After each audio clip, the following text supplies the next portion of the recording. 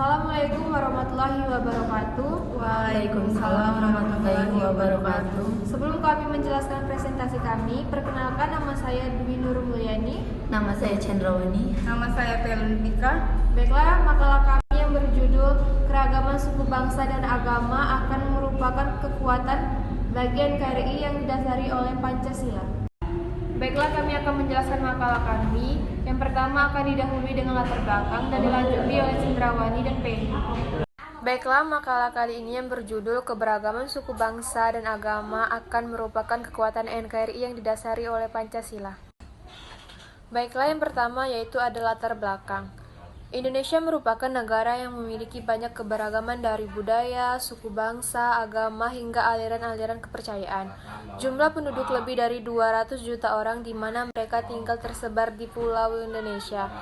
Keberagaman budaya di Indonesia adalah suatu yang tidak dapat dipungkiri keberadaannya. Baiklah, selanjutnya ada rumusan masalah. Di rumusan masalah, kita akan membahas yang pertama adalah bagaimana cara warga Indonesia dapat menghargai perbedaan suku bangsa. Dan yang kedua, bagaimana cara agar warga Indonesia dapat menghargai perbedaan yang dianut. Yang ketiga, mengapa kita sebagai warga Indonesia harus menghargai adanya perbedaan suku bangsa dan agama. Dan yang keempat, apa yang menyebabkan keberagaman suku bangsa dan agama menjadi kekuatan bagi NKRI yang didasari oleh Pancasila. Baiklah, sini saya akan menjelaskan lanjutan dari materi berikut. Warga negara Indonesia dapat menghargai perbedaan suku, bangsa. Cara warga Indonesia dapat menghargai perbedaan suku, bangsa antara lain A. Dalam mengembangkan sikap menghormati terhadap keragaman suku, bangsa dapat terlihat dari sifat dan sikap dalam kehidupan sehari-hari. Di antaranya adalah sebagai berikut. 1. Kehidupan bermasyarakat tercipta kerukunan seperti halnya dalam sebuah keluarga. 2. Antara warga masyarakat terdapat semangat tolong-menolong, kerjasama menyelesaikan suatu masalah, dan kerjasama dalam memenuhi kebutuhan hidupnya. 3. Dalam menyelesaikan urusan bersama selalu diusahakan dengan melalui musyawarah. 4. Terdapat kesadaran sikap. B. Warga negara Indonesia dapat menghargai perbedaan yang dianut. Yang pertama yaitu menghargai perbedaan cara beribadah setiap agama. Dan yang kedua, tidak memaksakan keyakinan agama kita kepada orang yang berbeda agama. Dan yang ketiga, hidup saling berdampingan dan tolong-menolong. Dan yang keempat, tidak memandang rendah dan tidak menyalahkan perbedaan agama. Itu bagian C. Adanya perbedaan suku bangsa dan agama. Kita harus menghargai perbedaan agar perbedaan yang ada seperti keanekaragaman suku bangsa dan budaya agama di Indonesia dapat menimbulkan kehormatan dan kedamaian, serta tidak menimbulkan konflik dan pertentangan. Pembahasan yang akan kita bahas. Sikap toleransi menghargai perbedaan merupakan perwujudan komitmen dalam menjaga persatuan. Sikap ini merupakan perwujudan dari sila ketiga.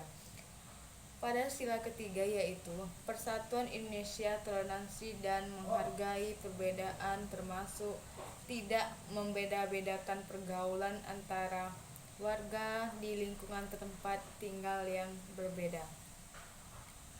Baiklah, selanjutnya ada kesimpulan. Kesimpulannya yaitu, keanekaragaman jangan dijadikan sebagai perbedaan, tetapi dijadikan sebagai kekayaan bangsa Indonesia.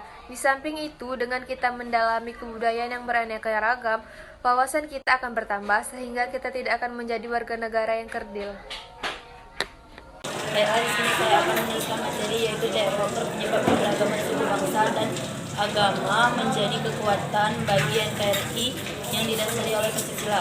Permasalahan muncul karena adanya faktor penyebab masalah keberagaman, yaitu faktor kebijakan pengatur keberagaman dan arogansi lokal yang terdapat dalam keberagaman. Dalam ranah kebijakan, bagaimana urusan keberagaman tidak mudah tersesat dalam kawasan politik perpolitikan dan hanya mengarah pada argumen politik pemerintah. Berikut sikap mental yang mengancam persatuan dan kesatuan dalam keberagaman. 1. Etnosentrisme. 2. Sikap primordial atau kedaerahan. 3. Persepsi yang keliru tentang ekonomi daerah. 4. Fanatisme sempit kelebihan. Itu saran, mengingat bahwa Indonesia merupakan negara yang terdiri dari berbagai macam suku, budaya, dan agama. Sebagai warga negara Indonesia, hendaknya kita saling menjaga satu sama lain, saling menghormati, dan hidup dengan rasa toleransi antar suku, budaya, dan agama. Karena berbagai macam perbedaan itulah yang menjadi kekuatan Indonesia. Baiklah, itulah presentasi dari kami. Lebih dan kurang kami mohon maaf. Dan kami akhiri. Wassalamualaikum warahmatullahi wabarakatuh.